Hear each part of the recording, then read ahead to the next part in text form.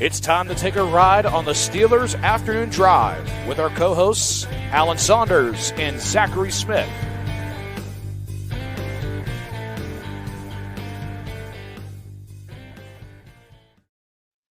Welcome into another episode of Steelers Afternoon Drive. I'm Zachary Smith. That is Alan Saunders. Alan, despite what the weather says, and if you look at our comments right now, it is a victory Monday, not a misery Monday for the Pittsburgh Steelers, coming off of a win in Foxborough, 21-14. Alan, before we dive into the game, let's talk about some stuff from the locker room and everything like that. How we doing? I'm good. How are you? Well, like I said, the weather's not necessarily reflective of this. I guess I'm doing all right. New week, ready to get rolling. It's always better when, I can actually wear Steelers gear on a Monday and not have to just flip the script and pretend the game didn't happen. So that's cool. I also got to host for a Steelers game for the first time. My dad was down here yesterday. First time that I've hosted him at the crib watching the Steelers. So it felt a little bit, more important than just a regular Steelers game. So I was excited to do that. I also, I know we mentioned the Najee Harris thing yesterday on post game because somebody mentioned him, but, good vibes, thoughts to Najee Harris, but also James Conner going down with a very serious injury as well. Two former Steelers backs. And I always James Conner was a Pitt guy too. So I love James. Obviously didn't cover him like you did, but always had the impression that he was a very cool guy to be around and everything like that. So shout out to those two guys. And then I know we didn't mention this yesterday, but everybody posted pictures and stuff. Thought it was also really cool, the setup that they had for Dale in the press box too, in remembrance of him. So just some shout outs to go around here at the beginning of the show. Yeah, that was really, really nice of the Patriots to do that. And definitely missing Dale a lot. It's weird being on the road and he's not there for sure. Yeah, absolutely. All right, well, the Steelers don't have much time here before you turn around and all of a sudden they're going to be playing in Ireland against the Minnesota Vikings, who just beat the snot out of the Cincinnati Bengals with Carson Wentz as the quarterback. So we'll dive into that, obviously, throughout the week and stuff like that. But today, Alan, an opportunity to talk to some of the guys on the field yesterday. TJ Watt, a lot of people were asking, where's Waldo? Where's TJ Watt? Hasn't showed up on the stat sheet. Has been great against the run to start the season here, but we're waiting for that sack drought to come to an end. He gets 2 on Sunday. Curious what he had to say. Yeah, talked to TJ, said they got to find a way to get off the field on third down. And that's what he really feels like is the big takeaway from that game, that's something that sure is. They, it's interesting because I think we got a comment on that, didn't we? The third down stuff. And I always, we'll talk, it's always very interesting to me what gets in people's heads and where it comes from. Yeah, the third down stuff was a pretty big picture thing here, honestly, from, I think it's supposed to be Chirp, CHRP 152.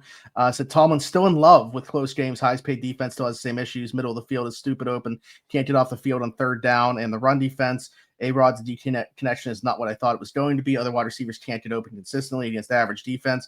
Play calling suspect. O-line isn't getting better. But hey, at least they're good in the red zone. Yeah, and I saw that comment, and the thing that stood out to me is the Steelers haven't been in the bottom half on third down conversions in at least 7 years. I didn't go back any further. Right. But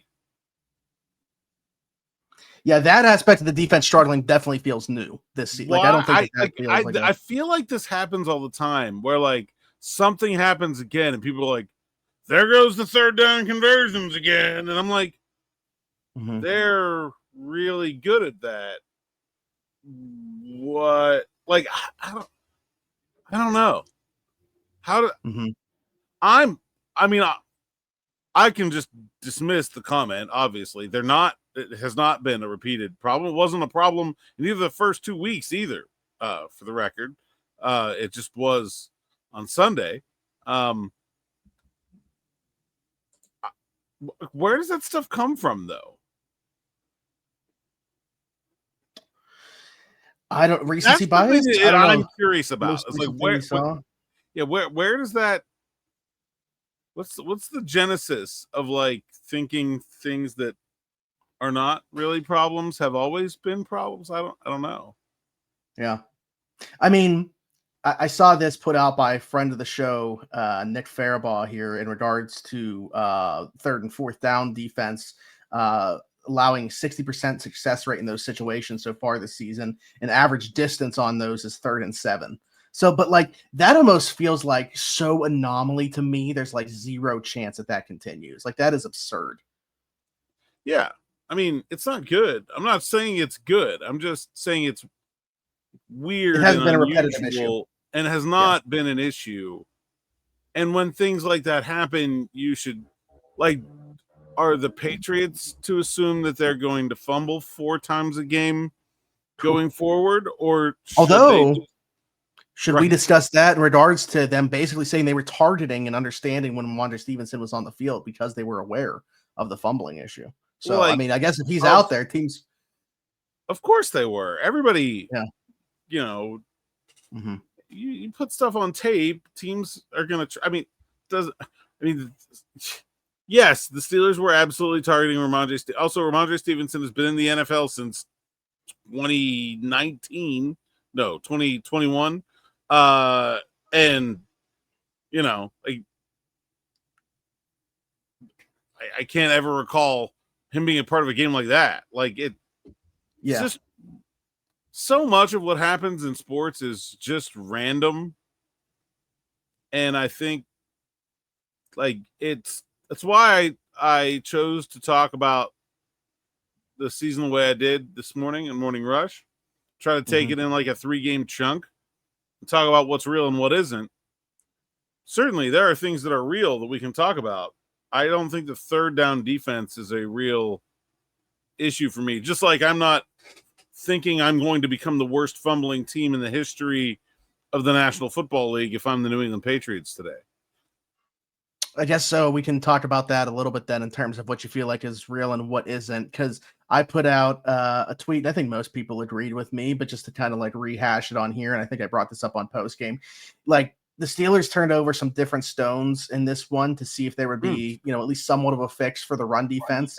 And I think that it was relatively fruitful for them with the switch to Cole Holcomb playing as much as he did, seeing less of Peyton Wilson, a lot of Jabril Peppers, Juan Thornhill having a massive decrease in the percentage of snaps he played.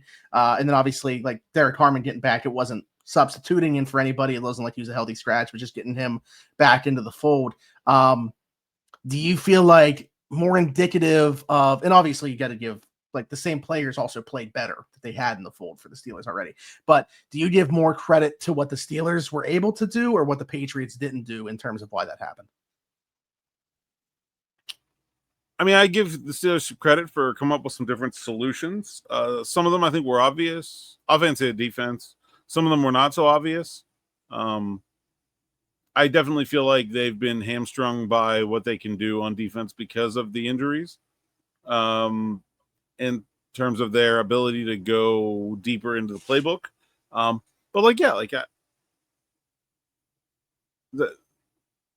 the Peyton Wilson thing, it very interestingly, I looked this up today because I wasn't sure. So he ended up playing 47% of their defensive snaps. That's actually more than his average from last year, even though that felt to me like a significant reduction from week 1 to week 2. I'm sorry, from week 2 to week 3. And like that tells me that was a really good move because, when you don't notice a linebacker, when he's covering and the ball doesn't get thrown to him. Yeah. And so like I feel like they did a better job of putting Peyton Wilson in places where he could succeed. They did have the one busted coverage for a touchdown between him and Queen that I am pretty sure was on Peyton Wilson. But I thought like most of the game, he was pretty solid out there in coverage. Didn't notice him in a bad way at all. And yeah, Holcomb got beaten coverage once, but I thought did a nice job. It was a good move. There's a couple of those. I think we've seen it wasn't as drastic of a move, but I think we've seen more now in consecutive weeks of Daniel Akawale. And I feel like every time I watch a defensive lineman make a really good run play, it's 96. He's a really good defender. just a solid guy. What did Mike Tomlin say when he asked about the run defense? To be more stout. Is that I think that was the wording he used. Yeah. Mm-hmm. When I think of like a stout person, I think of Daniel Akawale. That is just what he is. He's not flashy. He's not. So not even like personality wise. Exciting. No, not even. Yeah. He is physically, mentally, and emotionally stout. That is just who he is. Yeah. And I think he was a real good fit there. Derek Heimer, man. I think we need like an official is Derek Harmon a wasted draft pick poll just to see if people, still thinking that might have been a little while ago. Yeah, did a lot more than got his feet wet. I was anticipating, like I said, I don't know, 15-ish snaps, 10 to 15, somewhere within there. When he played 35. Yeah, I mean, 35. he ended up playing quite a bit. Saw a significant reduction for Y.A. Black in terms of the snap count there as well.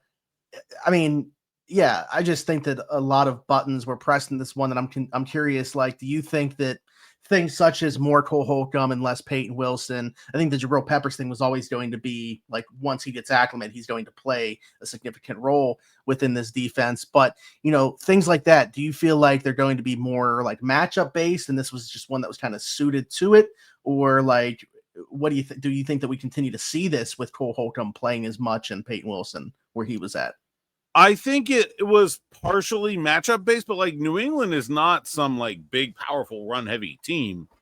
I think it was mostly about finally proving they could stop what they hadn't been able to on tape, right? That's why you're playing more Ekwale, more Cole Holcomb. It's because you got to stop the run, right?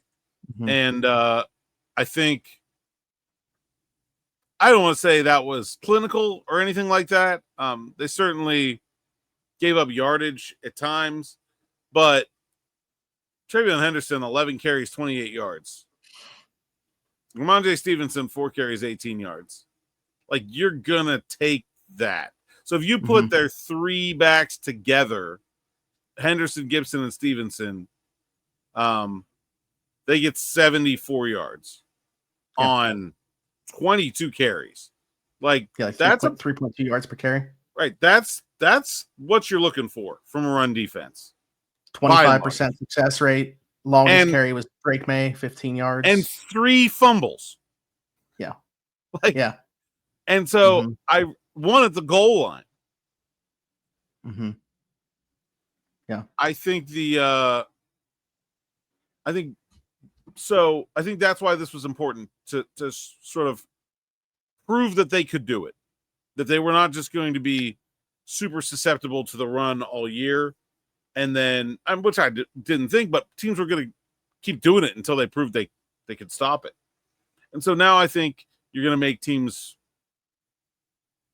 approach you more balanced than normally, as opposed to just, hey, they can't stop this, keep running it. Absolutely. I mean, we're probably going to have questions about this, but just to move on to the other guy that you talked to, Mason McCormick, I definitely want to work that in here because I know that obviously the offensive line is another area of concern, just like the run defense has been. Yes, they didn't give up any sacks yesterday, but if you watch them play, it still was not a good performance. And obviously the rushing offense started out really well. I was like, man, they're going to go for 100 plus. Maybe this is a get right game for the run game. That did not continue on beyond the first 2 drives. What did Mason McCormick have to say about the play of the offensive line?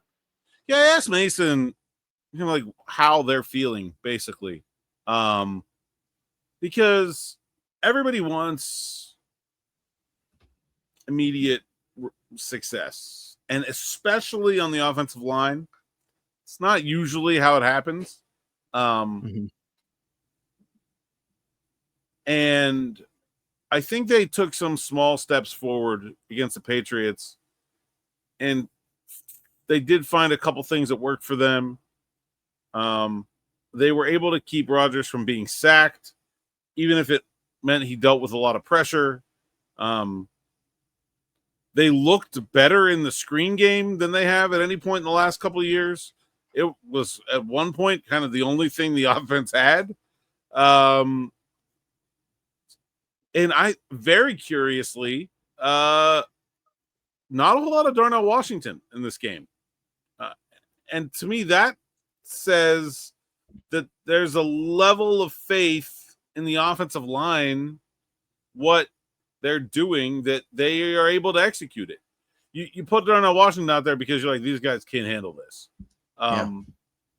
And I think they were able to. Look, it wasn't great, but it was all right. And I think you'll take that considering what they've had recently.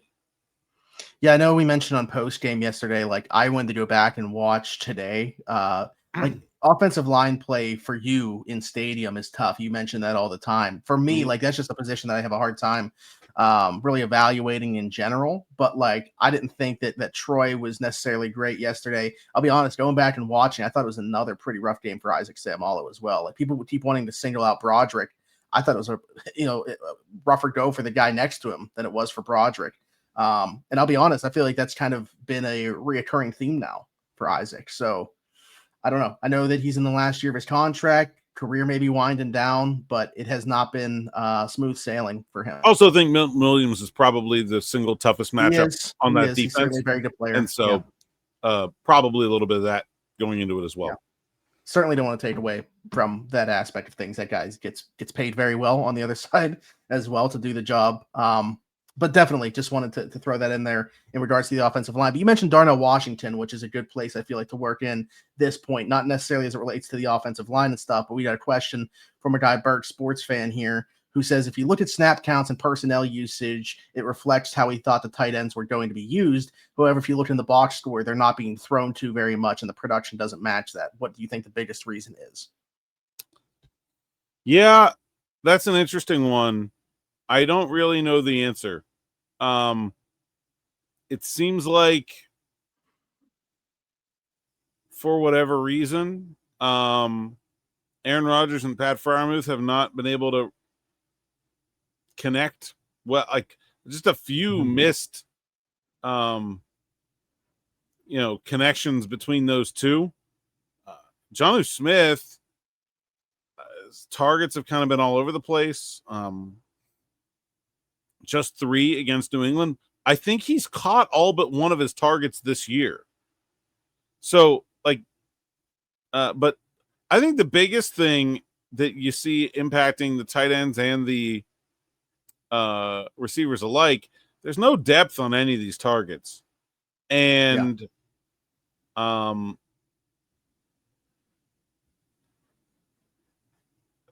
it makes it hard to make an impact. Like Jonnu Smith has 12 catches for 65 yards. Like that's a very strange stat line, right? Like he had a great catch on the pass over the middle. Was a wonderful throw by Rodgers. For a big, I think it was a third down conversion. On third and long. I don't know why we're not seeing more of that. It's a very fair question. And I think really when you look at everything that's going wrong with the offense, I think leaning on the tight ends even more. And don't get me wrong, they have a target share. It's just very meager yardage. Which is so interesting, especially in the case of Jonnu, because he's throughout the course of his career, even when he hasn't had super production like the last year in Miami where he was a Pro Bowler, the biggest thing about him was what this dude could do after the catch. He's been one of the best yak tight ends going back his entire career since he broke onto the scene. So I don't know. I'm very interested by it. I don't have an answer for it either. I mean, if you don't, I certainly don't. You talked yesterday on post game about why just as a whole, the passing game isn't able to take those deep shots, not only because of the offensive line play, but also teams just aren't afraid of it. They're playing too high safety teams. They're still not able to run the ball, even with that being the case. Do you think that is playing into it as well? Like if they can run the football better and make teams play a little bit more single high, do you think that impacts the tight end's ability to make any more noise? I don't really feel like those two things should be super related. Okay. Even in cover 2, your tight ends usually singled up with a linebacker. I feel like that was a matchup these tight ends should have been able to dominate, and I don't really know why it didn't happen. I don't think they're, like I said, like I don't think Pat is individually playing great right now compared to like what he's capable of, and like him and Rodgers just seem like slightly off a little bit. Clearly expected him to sit down on that one, and he kept moving. Yeah. And then the other one was behind him, and I don't know if again he was expecting him to not keep going there or what, but yeah, everything just but it's not like it's just a little bit, right? Slightly, Like it's right, not like the key word is there is slightly, like just very slightly off. And then Darnell, like we've talked, I mean, I think he probably could be a bigger part of the offense than one target. And it gave him a fresh set of downs, drew a penalty in the end zone, gave him a fresh set of downs. Yeah. So, I mean, yeah, it's again, like if he's, I feel like every time that they're like inside 10 or inside, he should be getting that look. And I mean, at some point, teams are probably not just going to send one guy over there. I don't know how you defend differently, but like we've seen on a 2-point play now. We saw it yesterday. At some point, somebody's have to probably throw a different look at them. I don't know how you do it, but I don't think the play calling sequences have been very good, and they've gotten themselves in a bunch of bad down and distance as a result. Like a lot of like losing yards on first down, and then like 1 or 2 yard plays on 2nd and 10 just to get that back. Yeah, to get to like 3rd and 7 or 8. Like it's tough to be a team that leans on tight ends when it's in 3rd and 7 or 8 or longer. Like that, like that's not to say that they can't do it. Jonnu showed that they can. Like that's not their get. Like you want those like 5 to 7 yard completions underneath. Did you think we would see more up to this point of like Aaron and no huddle because he has been there and done that? I know him and Art haven't worked together a ton, but like just because of Aaron's experience. I don't think a team that is already at like 65 plays a game against its defense wants to go no huddle. Okay. I haven't seen it, so I was just curious. Yeah, on that. I would. I can't disagree with it, but it's in there. If they want to use it, I think that is a team. I'm just trying to think of things I have not seen that I'm like, here's a change up for them. But I mean, you're right in terms of like, there's no need for them to speed up their drives. They did run a little bit of tackle eligible Spencer Anderson. Yeah. And I thought that went pretty well. I don't know why you really feel the need to do it when you have a Darnell Washington who's not playing that much. Like Darnell Washington can block almost as well as Spencer Anderson and then can also catch. Not to say that Spence can't, but a lot better. Spence, I also, as just a man who loves chaos, a big fan of the tackle eligible and doing absurd things with it. Oh, okay. I thought you meant from a personality standpoint, Spencer Anderson. You I do like Spencer Anderson from a personality standpoint also. That's kind of near the end of there. But just like I'm the guy who gets excited with like it's a lateral to a guard. Like that's like that I'm like, yes, this is what I wanted to see. Yeah. Well, it's same here. That's why I predicted Connor Hayward would throw a touchdown last year. It didn't happen. Connor Hayward one snap in this game. So much for the extra usage of tight ends. I do feel like when we talked yesterday about the problem that they're in with too high and the not being able to run, I do think a part of that is okay, you want to play too high? We won't even pretend like we want to pass. Like just bring Darnell, bring the extra offensive lineman. You want to keep 2 safeties up there? Great. And I think that's maybe an adjustment that Arthur Smith should have gotten to earlier in this game. We actually had a question about that I got on Twitter. I just text you because I forgot. Yeah, I'm looking at it right now. That's where I was going next. Make sure we got to this one from James here. James Schritz. Don't say that too fast. Or don't leave out one letter. Below, you mentioned the Steelers came out on O and did some different stuff. Pats adjusted, Steelers didn't. Why does it feel like this coaching staff doesn't adjust in game, offense or defense? Feels like they can make a game plan, and then that's it. Do or die. Can you explain? Feels like it's been the same story over and over every week for the last 5 to 8 years. Opposing team makes adjustments. Steelers don't. They lose. I hear this so much. It can't just be imagination. Well, Steelers record over the last 5 to 8 years is very good. So I was saying until he got to the part about like they lose, that's they don't lose in terms of all adjustment. that often. And when they do lose, I mean, I'll say this: it's a couple things. One is that on offense, I feel like the Steelers' defense makes adjustments actually quite well.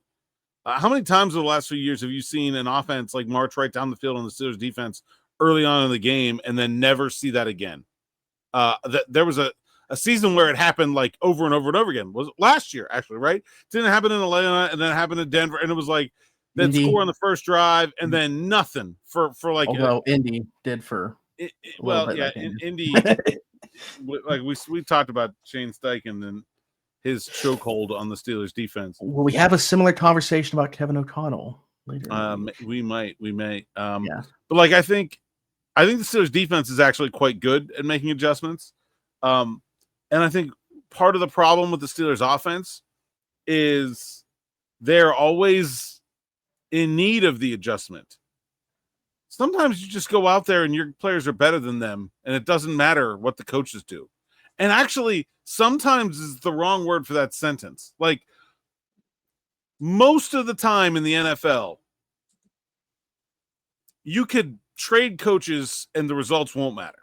Like, the better players win most of the time. And the Steelers offense has not, since 2019, basically ever had the better players.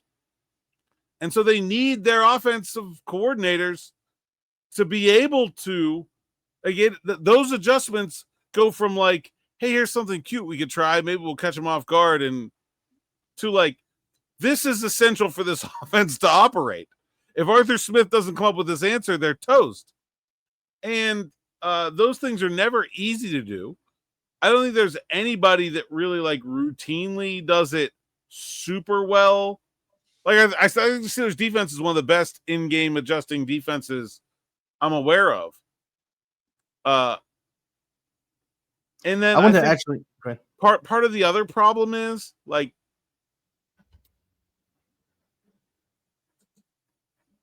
you get into these situations when like things happen that you don't expect. And I feel like when you're making a game plan as a coaching staff, you're saying, okay, here's what we're going to do against this team. And then you have a whole portion of the coaching staff whose job is it to come up with, okay, then what are they going to do? And then the ideal circumstance is then you have a next thing to go to, and I think the Steelers offense has been so inconsistent at executing anything that you fall into this trap of, okay, if you want to have like, here's our game plan. Okay. Then we think this is the counterpunch. Then this is the answer to the counterpunch. And then these are a couple other potential counterpunches, and we want to have answers for those too, right? You're building out this whole web, right? It's like, okay, here's what we're going to do. This is what we think they're going to do. We'll have an answer for that. Maybe they might also do this. We'll have an answer for that ready. Maybe we'll also do this, have an answer for that ready. And then in your 6 hours a week you have to practice, you're working on all this stuff when you're executing your own plays at like a 25% clip. Like the primary stuff you want to do is failing. And so like, it's awfully hard as a coach to sit there and practice and say, yeah, we know we're not good enough at the stuff we want to do, but also let's get ready for this contingency also. Like that's a difficult push. I'm not saying that the premise here is wrong, but I think if you put yourself in the coach's situation, it's difficult to justify spending time on contingency planning to make adjustments when you're routinely getting stuff wrong with your primary offense. There's a lot there, and well said. I wanted to ask you just the general idea of making adjustments, though, because JJ Watt on the Pat McAfee show, they were talking about this. I don't know if it was last week or the week before, but basically said he thinks that this is like a talking point that gets overblown, and there's not a whole lot of adjusting that goes on at halftime or throughout the course of a game. Well, I mean, I think if you have to wait till halftime to make an adjustment, you're probably already sold. Like you got to be able to make adjustments before you get to halftime if you're any good at this. I think halftime are well. So that specifically is like a talking point that is way overblown. They have iPads on the sideline now. Like maybe 20 years ago, halftime mattered. There's no reason to wait for halftime now. You can do everything you can do at halftime in between series. Okay, so maybe the emphasis of what he was saying was the halftime aspect of it because I was more so curious about just in general if we kind of overblow the idea of making in-game adjustments. I think you have to be able to make in-game adjustments when you're getting schematically beaten. But that is a relatively rare occurrence in the NFL. Most of the time, you're not getting schematically beaten. You're just losing.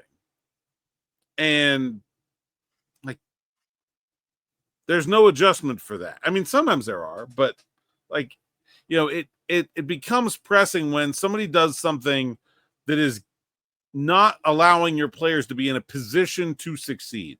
That's when you have to go make an adjustment. Because what they're doing is not allowing your players to be in a position to succeed. If your players are in a position to succeed and they just aren't succeeding, you can replace the players, but that's the only button to press then. Like, and so, yeah, I think in general, people overrate the impact of X's and O's, of coaching, of strategy, of all that. I actually was having this thought. This is completely unrelated to everything we've talked about today. And it is probably at 32 minutes of the podcast, the wrong time to bring this up. Let's having this thought. I was listening to a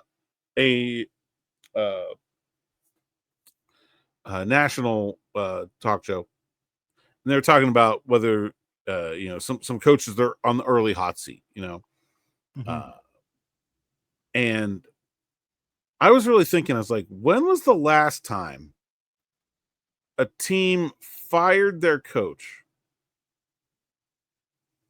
and like with that general group of players, not with like some kind of big picture rebuild under a new regime, but just like fired the coach, and then those same players relatively suddenly became a lot more effective. Like it just doesn't happen. I can't even remember. Like sometimes it'll happen in a spurt. Like you remember Antonio Pierce gets the interim job with the Raiders, right? Like he came in with a lot of energy, big ball of fire. They won a bunch of games, make the wild card, and he got fired from being the head coach less than 365 days later. Like, what's the barometer of success? Because like I feel like the Chargers from last year Staley to first year of Harbaugh, they're in the playoffs. I guess Philly with Sirianni. Yeah. But I mean, they had just won a Super Bowl with not that long before. Not that long before. Like, it's not like they won the Super Bowl in 2017. Yeah, they were bad in 2020, but like that was a team that had gone to the playoffs three straight years, had a bad year, coach gets fired, then back to the playoffs. Like, and what's more likely, that Nick Sirianni is that much better of a coach, or that they just had a bad season? It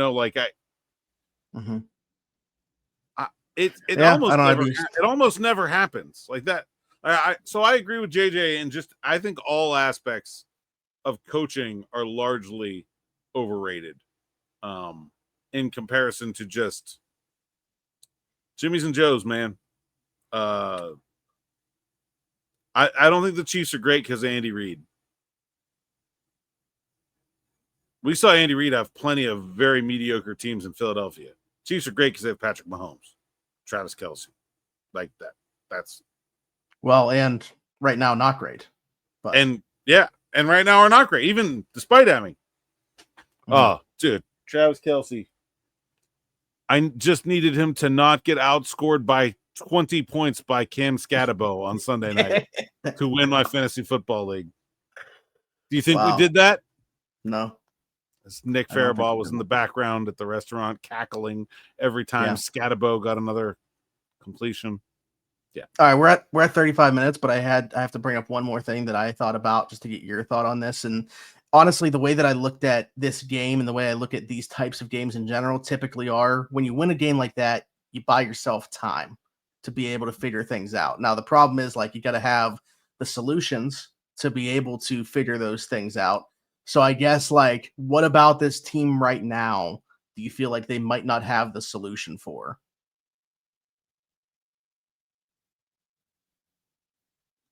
Well, I don't think they're going to be a great passing offense at any point this year under any circumstances. Yeah. I don't think they have. We would have thought that preseason, though. Okay, so Correct. I'm sorry. I guess I should say, has anything happened this season that you feel like, oh, that's getting exposed, and now I'm not sure if they have the answer to it?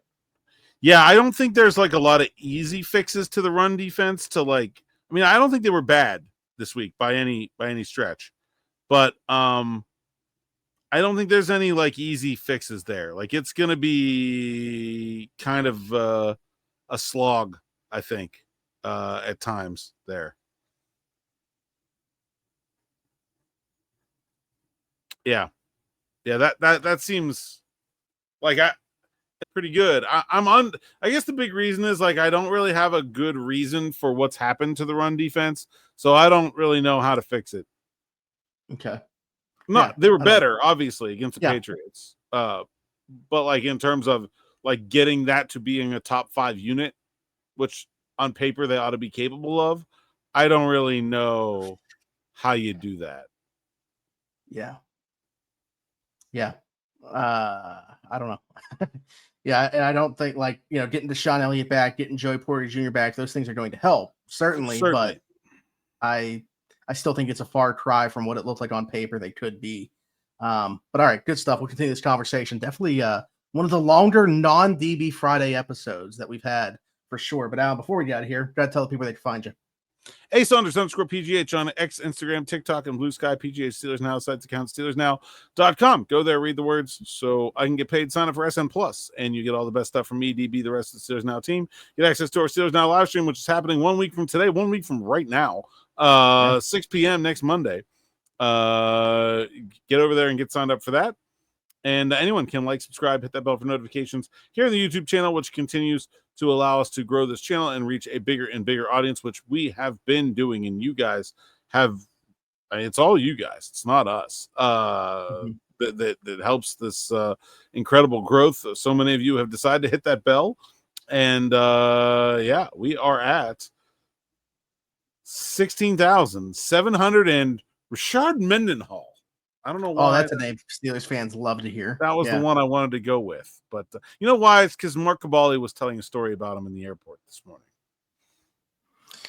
34. I don't want to take the Edmonds is probably who I used before. There's got to be like another running back or something, right? There are multiple running backs, but they may be before your time. But there is definitely one running back that you should be aware of here. Oh, no, I don't like to. I got a whole pile of running backs, Smitty. I don't like to hear that. 44 is who I thought of originally. Najee Davenport. Who else was 34? Man. I don't know if it's going to come to me. There's nothing going on up there. D'Angelo Williams is probably the most notable one. Oh, my God. Oh, my God. Veron Haynes was on the 2005 Super Bowl team. Yeah. Tim Lester was the original bus driver for Jerome Bettis, a fullback. That's kind of all I'm coming up with. And, of course, another running back, Walter Abercrombie, back in the 80s. Those last Andy Russell is the one going way back. Yeah, I used him before. My mind was stuck on running back. I can't believe D'Lo. Like, oh, that's bad. That's really bad. It's one of my favorite short-term Steelers too. Clearly not enough of a favorite. My God. Anybody that wants to host this podcast going forward with Alan, submit your applications below. Man. Anyways. Ron Haynes, I always remember. I should know that one too, but D'Lo's the one that really gets me. Because in the Madden game of my youth, Pat Summerall mispronounces his name he calls him Vernon. I always thought it was like the ultimate insult. I was like, yeah, we put you in the game, but we didn't even bother to get your name right. Yeah. All right. Good stuff. Be sure to like, subscribe, hit that notification bell. If you're listening somewhere else, Apple, Spotify, wherever your podcast from, you can find us there. Just search Steelers Afternoon Drive, which the numbers are also booming over there as well. The green arrows are just pointing up everywhere, which is great to see, and we appreciate that from everybody. So do that for sure. Just search Steelers Afternoon Drive, and then you'll find me everywhere, Zachary Smith, PGH, for Alan Saunders, and myself. Thanks for jumping in and taking another ride on the Steelers Afternoon Drive.